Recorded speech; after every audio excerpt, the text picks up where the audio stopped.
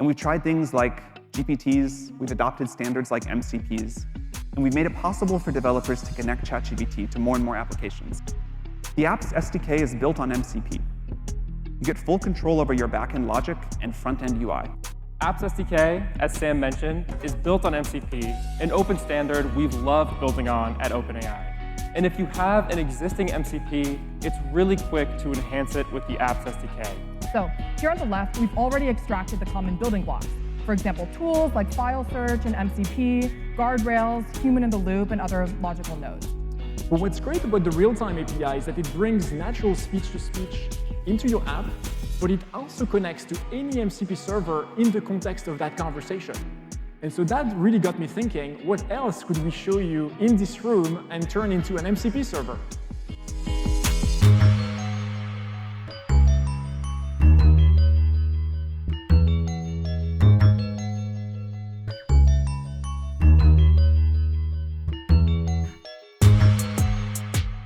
Hey everyone, welcome back to the MCP Quest channel. This is Ross. I'm so thrilled to see you all again. By now, you have probably watched the intro video where everyone's buzzing about MCP. Well, at first glance, you might think it's an internal dev day at Anthropic, right? But surprise, it's actually OpenAI. Busy, right? Dev day, the term MCP was mentioned 13 times, as if OpenAI, who had invented themselves, but we all know MCP was first introduced by Anthropic just last November. It hasn't been a year yet. Well, look, if you are a developer like me, you know this AI era is moving very fast and there's new information, new knowledge every day, so much noise, so many signals. It's very hard to know where to focus, right? But let me tell you something, right? Studying MCP is absolutely a smart move, right? All the major AI players, they are already on board, right? They all adopted MCP. So MCP is to 2025 is just what HTTP was to 2000. So do not miss out, right? Let's just study MCP together. You can follow my video. I'm going to teach you everything important to MCP to build wonderful apps. Let's just start our wonderful journey, okay? Without further ado, let's get started.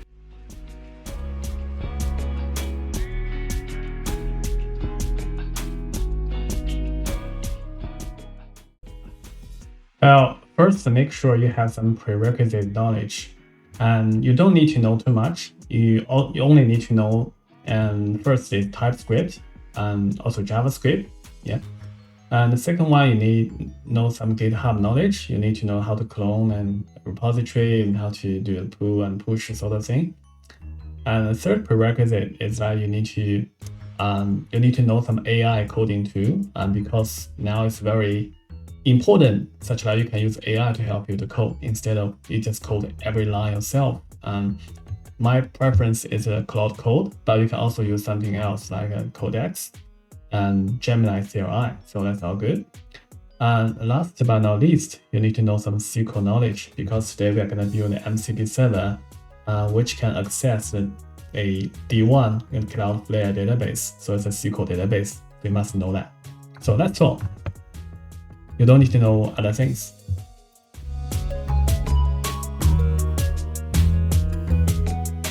Okay, that's the workflow we are going to follow today. Step 1, create a CloudFlare MCP repo. So we can just use Git to pull a official CloudFlare repository, and then use a regular command to do some modification. Step 2 is to add Google verification, similar as what we did before in the previous tutorial, just to use Google to authenticate our MCP server.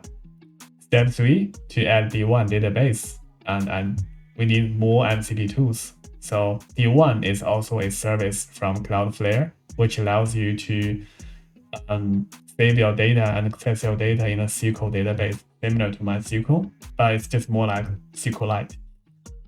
Step 4 is to test remote connection. After we deploy this one to Cloudflare, other people can access our MCP server as well. And step 5 is we can just go to ChatGPT and allow ChatGPT to access the MCP server we just built.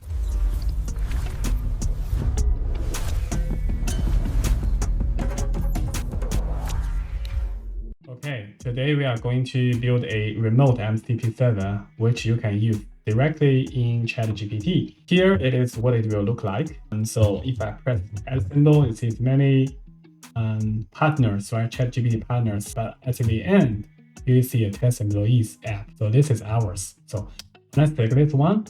And I can ask many questions. Let's see. Can you show me the top 10 highest paid employees? And see, it search the tools list and call the tool. So it's gonna call the SQL query. And of course, I have to confirm everything. That's the query. I choose confirm again. Okay, see the result comes out. I also did list everything in a very good, nice looking table. Let's ask something else. Can you show me the average salary of each department? Can you show me some line charts such that you can visualize this information nicely? Let's have a go. Okay, very nice. You see, it just draws line charts.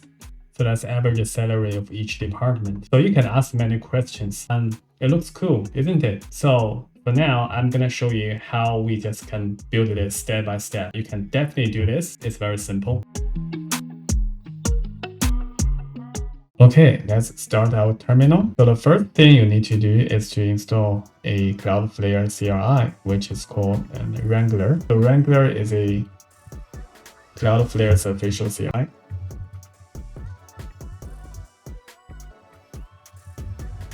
And you can install using npm and or yarn or a pnpm. So that's all good. So you can use npm, this command, to install. If you haven't done it, yeah, you can just do this, right? And I have already done this command, so I already have Wrangler, so I don't bother doing this again. And the next one you need to access is this website. So this is also Cloudflare's official website about MCP authentication. It has a lot of examples and demos. You'll see there's many examples teaching you how to authenticate your Cloudflare MCP. So you see Slack and you see GitHub, whatever. Today we are gonna do something about Google verification. So there's something called remote-mcp-google-oauth. So if you click this one into it, you will see the details about how to make it work in Cloudflare. We can copy this address. So I think it's from here.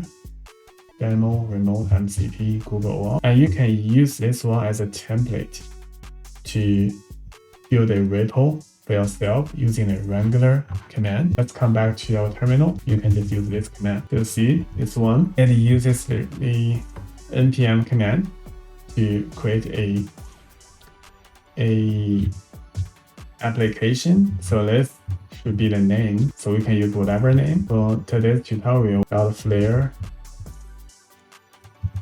MCP. Okay, so you see this template is just coming from this GitHub. You can use other things as a template as well. Once you have prepared everything, you just press enter. Yeah, it's gonna ask you some questions during the installation. It's installing dependencies. Yeah, we need to just wait for a while. So here it says, do you want to use Git for version control? We're going to do yes. Do you want to deploy your application? No, not at this moment, because we must change some settings before doing it. Okay, now we have our repo ready. It's a Cloudflare MCP lab. Okay, now we can just open this repo using our preferred IDE. I'm using Cursor, but you can use the VS Code or whatever. Yeah. So that's the repo of the Cloudflare worker. So there's a file. It is a setting file, right? It's a configuration file called wrangler.jsonc. JSONC is very similar to JSON, but C just means comment, right? So this is the JSON, but which supports comment. You can see lots of comment here. You notice something here, ID. So it says ID add KV ID, but at this moment we don't have it. So we need to do something with it. So for now, you can just comment it out. And you should be able to deploy this one to your Cloudflare platform. Now we come back to our browser. So this is a Cloudflare web page. If you haven't registered, you haven't signed up, I strongly recommend you to sign up to have a Cloudflare account. You can do a lot of amazing things. You can use many services for free. I have some other Gmail account which I have been using for many years. And you guess what? It doesn't even ask for my credit card number. So it's completely free and it's no risk at all. After you sign up and then sign in, you see something like this. So it has some option, so menu item called compute workers. It also has pages. Pages is for front-end only, but for workers, it's for the server. We are building MCP, so it definitely is going to be a worker. So that's previous what I built. But here, so once you have linked to Cloudflare, you can directly deploy your application using the command line tool. So I'm going to show you how to do this. So you need to first call a regular CLI to log in, and I do regular login. And now it comes to my Cloudflare, it's a web page. You choose allow. Yeah, so this page just means you have successfully logged in. And you can close this one. And yeah, see, now you can do a lot of things just from your command line. You can deploy your application to the Cloudflare platform by just doing regular deploy. So by doing this, you're gonna push this application to the Cloudflare platform. Yeah, I think it's already uploaded. You come here. So if you refresh your page, you will see your application right here. Yeah.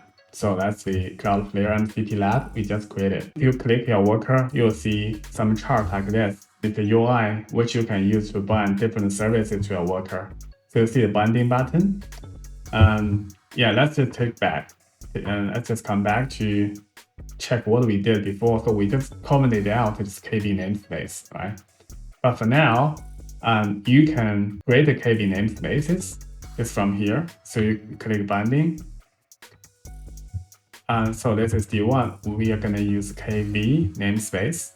So I click add binding. This is used to bind some KB database to your worker. So KB is a cache database which you can store the secrets, like your username, password, or whatever. You know, it's not going to be a good idea just to write this sort of thing directly in your code, right? So KB namespace is something you need to use. Yeah. So the variable name, my binding. So here, I have to say you must use this OAuth KB, otherwise you couldn't use that authentication library, right? So this is hard coded. You must use this one. Right? This namespace, we don't have any namespace found, so we need to create one first. You know, sorry about that. I need to create this one first, and then we do the binding. I come here. I think it's just storage and databases. It's a workers KB. I create instance, so I can use whatever name. So maybe you just use a so my OAuth. I use this name. So it could be whatever name. So I create it. Yeah. By the way, everything is free. You can do all the things without worrying about your money, as long as it's within the rate limit. Let's just add key and values later. But for now, we come back, we do the binding. So we choose KB namespace, add binding. So here use this name. Now you can see the my OAuth here. So I click it, so I add binding. Yeah. Now this KB namespace is completely exposed to my code. I can use it now. This KB namespace, you see, it has an ID. You should remember this one, this ID.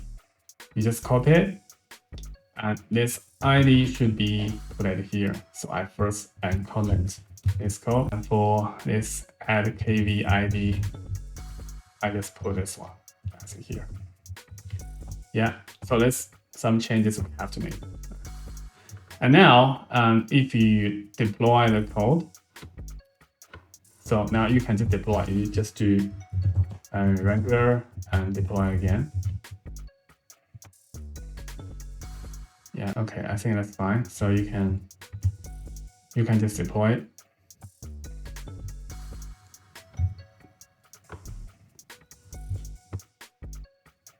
Yeah. So now your local repo and the remote application, they just synchronize to each other. So let's first take a look at whether this one works or not. So you look at the text.json file. If you're familiar with Node.js and you know what this script means, right? It's a dev, and if you do npm run dev, you're gonna start a local server.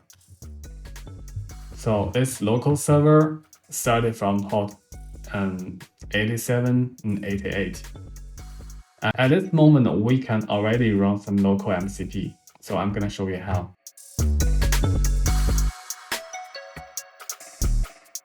Let's jump to our Postman. I'm going to create some new things about MCP endpoints. So I click File, New, and it should be the MCP. Here we use HTTP localhost and 87.88/MCP.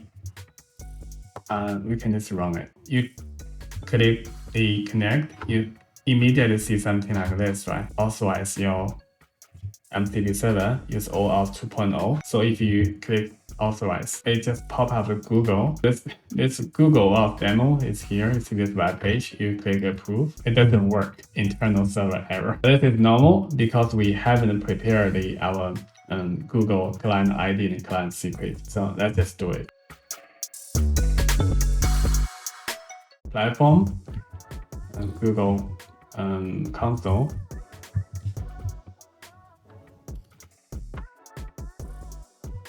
I click console. You can create an OAuth application. In the API, you click credentials. We just create new. You can do the create credentials, I think. And you should choose OAuth client ID. So this should be in the web application. The name, introduce test02. So let's authorize the redirect URI. So you need to use 87.88 and /callback. This is very important. Okay, you don't need to add a second one. So authorize the JavaScript origin. So this just could be this one. Yeah, I think you can leave this empty. I'm not so sure, but I think it could be empty as well. Anything's missing from here? Yeah, I think it's all good. Let's just remove it. I click quit. Yeah, it tells me the client ID and the client secret. So you need to remember these two. So this is very important. It's just for your connection. I would just copy the client ID and client secret to my KV storage. I'm gonna use Google client ID as this one, and I add another one. Google client secret. This value I just copy. Okay, for these two values, so we just store them into this KV cache database, and the application, the Google application, I think is already created. So very good. Just here you will see, yeah, test02. Okay. And now what we need to do is just to pull this KV, this key and the values, to pull this KV into our local repo. We need to do this locally. So what I'm going to do for that, let's just come back to our IDE. So we need to pull our key and the value to our local repo. We need to use the Wrangler command at here. So the Wrangler command is Wrangler KV key put. Because you want to add key and the values to your local repo, you need to use --local. And next one is going to be your key. I think this one is Google client ID. Then it's followed by value. So the value is this one. This copy this ID. Its ID is actually longer than the secret. Yeah, so this is very special for Google. So this one.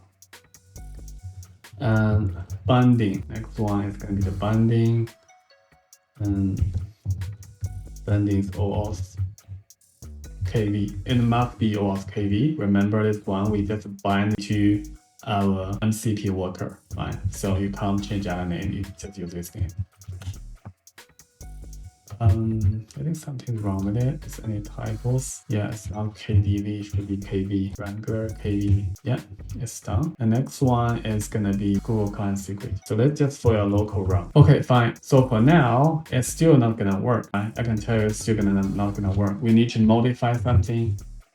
in the Google handler.ts this file. Now let's look at the Google handler.ts. You already noticed many TypeScript errors like this one. By the way, this is another secret that we have to save into our KV cache database because it's also a secret. The name is cookie encryption key. What does it do? It actually just allows you to temporarily save your session into the cookie. So every time if you connect to MCP, you ask them to authenticate, right? It's quite annoying. So if the user first login successful, and they can use this cookie encryption key to encode the secret into your cookie. So next time you don't need to just go through the authentication process again. It has been saved, right? So this one is also very important. But how to assign a value to the secret?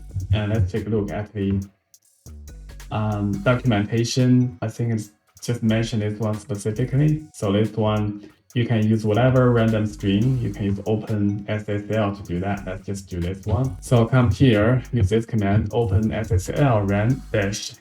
I think it's a 32 bytes of a random string. You can just use this one as a secret. Let's just save them into our KV cache database. So you come to CloudFlare. Oh, yes, here we already open this window. So that's the key. The value is this one. So let's just save this one as well. Cookie encryption key. Okay. So don't forget, you have to save the same thing in your local blob.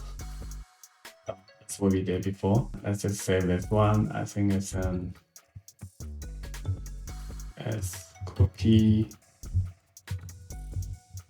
encryption key. Yeah, let's just save it. So let's make sure our local repo is synchronized with the remote one. Okay, so everything is done here, and now we need to fix this sort of thing. Here you still notice many TypeScript errors like this one, and we need to fix it. Yeah.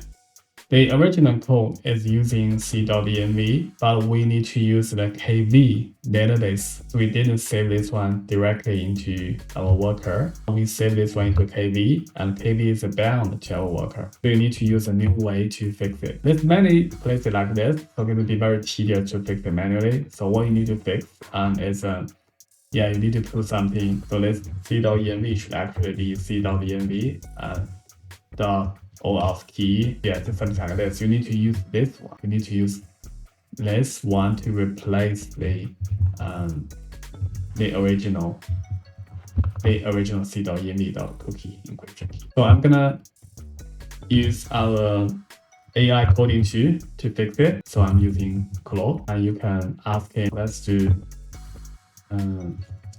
this. Yeah, it's in Google handlers. That's just great to go. Yeah, you see it. My Claude code is smart enough to figure out this one is asynchronous, so it also add a wait before it, so which is pretty good. It also makes some changes on Google Client ID and Google Client secret. Yeah, there's nothing hosted domain, so I don't know what is that one. Let's just check the hosted domain. It's optional, so we don't need to care about this one at this moment. Yeah, I think it is finished modifying everything. So for everything, it used to use c.env now c.env OAuth key OAuth kv.get key. So I think it should be all good. Now let's just start our server again. See what will happen. So I think I need to restart my server 8788. Let's see how it works. Fingers crossed. That's my postman. Let's connect and let's authorize. I approve. Does it work? Okay, it's come to here. I choose. Yeah, you can actually use whatever Google account that should succeed because we didn't add other conditions. Right? So I'm gonna use still my this one. Sign into my name. Continue. Perfect. I think now it works. Right? So it passed authentication. You see a 2. There's only 1, 2. Do them sum, right? So it's 1, 2, and click run. It's give me 3. Yeah, you see it is working. Despite that, it's not very useful. It's a very simple tool. It's defined here. I see this server.tool. So you just add 2 numbers. Next, we are gonna do some real stuff. We are gonna create database to import data into a database and create some useful MCP tools to access the database.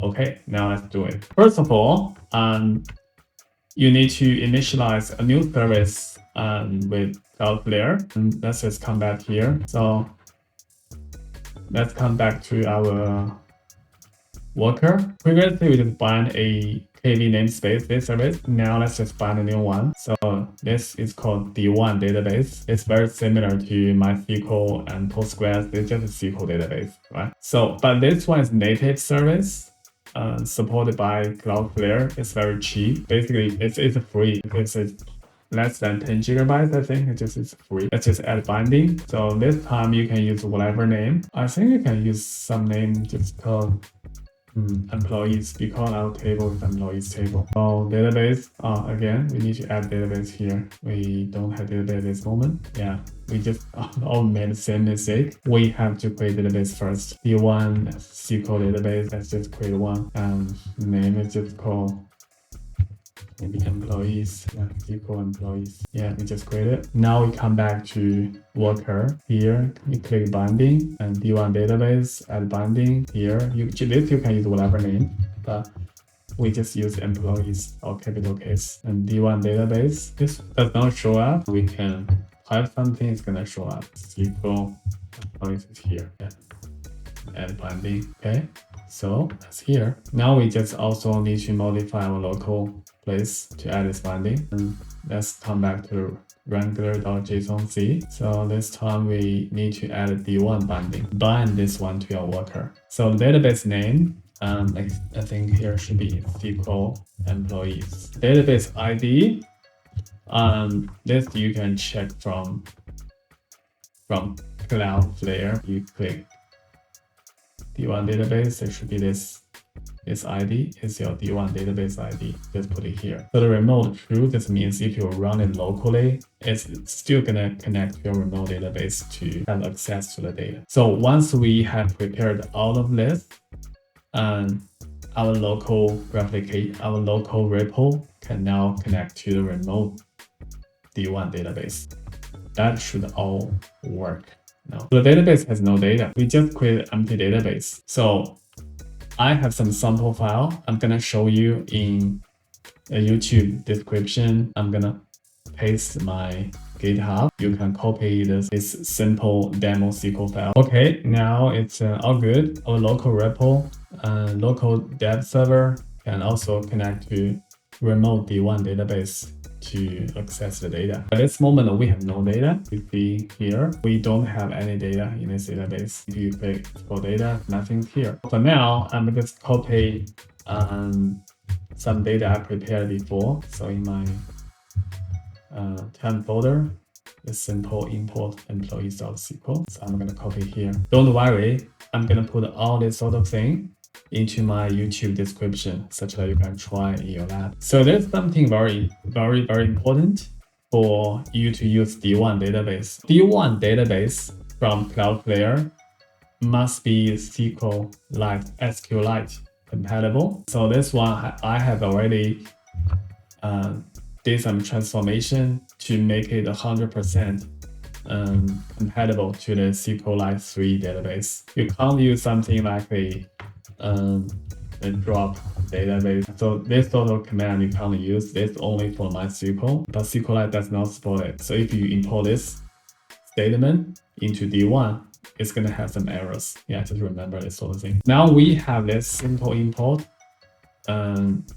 this SQL file. We can import this one directly into the remote D1 database. So you can still use the Wrangler command to do this. You can do Wrangler D1 execute. So this must be the name of the database. I think SQL employees. We want to import data to remote file as a simple import employee.sql. Let's just give it a go. Yes, this is uploaded a SQL file. Yeah, it's very quick actually. There were 25,000 rows being written. Yeah, for 1 second to finish. Okay, now let's just do some refresh. Yeah, so here you see the data. So we have employees, this table. So explore data. Yeah, you can see our data here. And now we can do something more interesting. So for the MCP, at this moment, we only have one tool, which is called add. We can replace that tool with some more useful tools, right? You can still use your AI coding tool to do this job. Prompt something like this.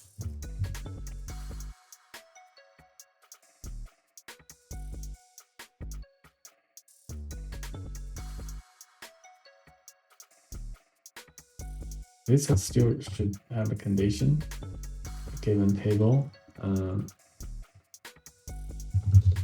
condition. So we are going to create 5 tools. So let's see whether Cloud Code can do this job. Yeah, mission accomplished, but there's some TypeScript error. Let's see whether we can fix it. Yeah, all good, but we still have some TypeScript errors. I think basically it's TypeScript errors. We can ask Cloud Code to fix it. Yeah, there's just some type errors. It doesn't matter. So we are very confident that this one can just fix it to make it pass. Okay, all good. So now there's no errors at all. Let's restart our local dev server. Yeah, let's see whether we can see this database tools. Let's try again. Run it. Yeah, so I think we need to disconnect and then connect again. Yeah, so let's see. This time we click connect button. It does not ask us for the authentication because the cookie has already remembered our secret. Now we see the 5 tools. Let's just try something. List tables. I click run. Yeah, it lists all the tables. See. With schema. So we're gonna use schema of employees. Does it work? Yeah, so that's all the column definition of this employee. Let's just try do a quick query. It's start from employees. Gender is female. Yeah, it lists all records. Cool. So I think quit and delete should work as well. Okay. So it means that this MCP server is fully authenticated and it's fully working. Next, we're gonna do the deployment. Right? We are going to deploy our MCP server to the CloudFlare to make it remotely accessible. This is very important because you have to use remote MCP to hook up some other remote tools, yeah, ChatGPT or whatever.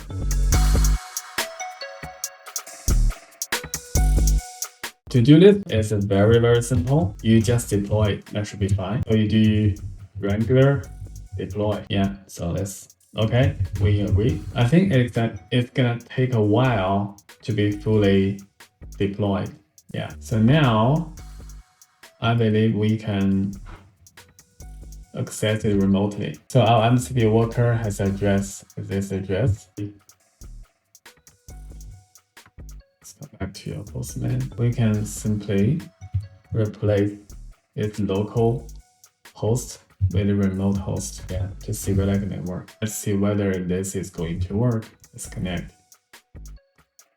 Yeah, we can authorize. That's good. It means that we trigger the authentication process. I think it's gonna fail. I'm gonna tell you why. So if I click approve, yeah, it's blocked.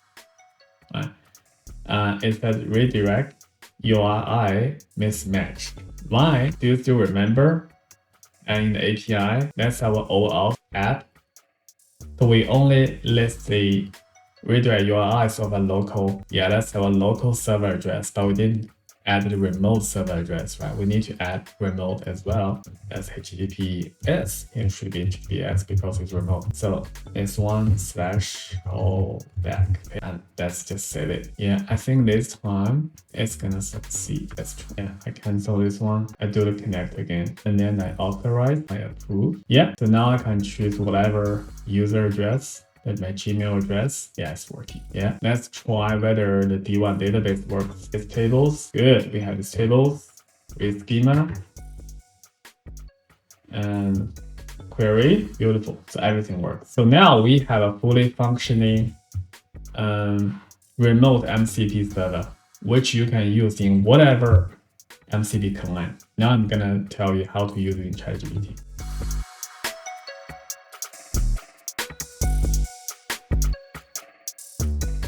Now let's see how to use our remote MCP server in ChatGPT. And to use it, you must have a Plus account or Pro account. So I have my Plus account. You click this icon And this is settings. In settings, you see the apps and connectors. Go down to the bottom, there's advanced settings. You need to turn on developer mode, otherwise you couldn't see the quit button. So you turn it on, come back, you see a quit button on the top corner. You quit, yeah, you can click quit buttons. Now you can write some details about MCP server. So name, I would say the CloudFlare MCP.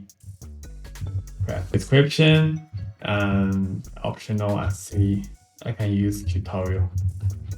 MCP server URL. You can just copy this one from Postman. So, OAuth, yes. Yeah, let's confirm consent. Click the quick button. Sorry, do this. Yeah, I did it before. Yeah, maybe just use another one. Yes. Press the, so I think it's number 5, so that's the number. Use this one. You just create it. Yeah. So I approve it. You can use whatever Gmail address to authenticate. Yeah, you already know my CloudFlare address, right? So you can also sign in my MCP remote server. Yeah, it's connected. And it means now you can use this MCP server just like other third-party ChatGPT partners, you know. So if you type at booking.com something, you immediately see this one, CloudFlare MCP Quest 005. Yeah.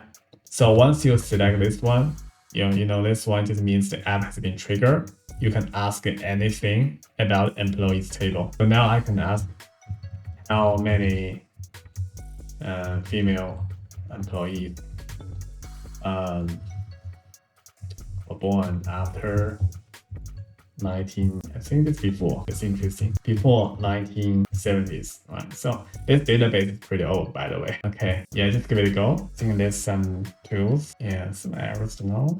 Let's see. Yeah, it's ChatGPT thing. Yeah, I can confirm everything. Yeah, you can't just click that button. I think it's ChatGPT, but yeah, but it's calling our MCP server, the tools from our MCP server. Once you confirm everything, it can collect enough information to answer your questions. Yeah, so many female employees were born before 1970. Okay, I think that's all for today. Thanks for watching. If you liked my video, just please subscribe and turn on the notification such that you're not gonna miss any of my further videos. And next time, I'm gonna talk about in detail how to create a ChatGPT app using the app SDK. It's also MCP, but it's gonna be some advanced, so upgraded MCP. So it's gonna be very exciting. Okay, I see you next time. Bye.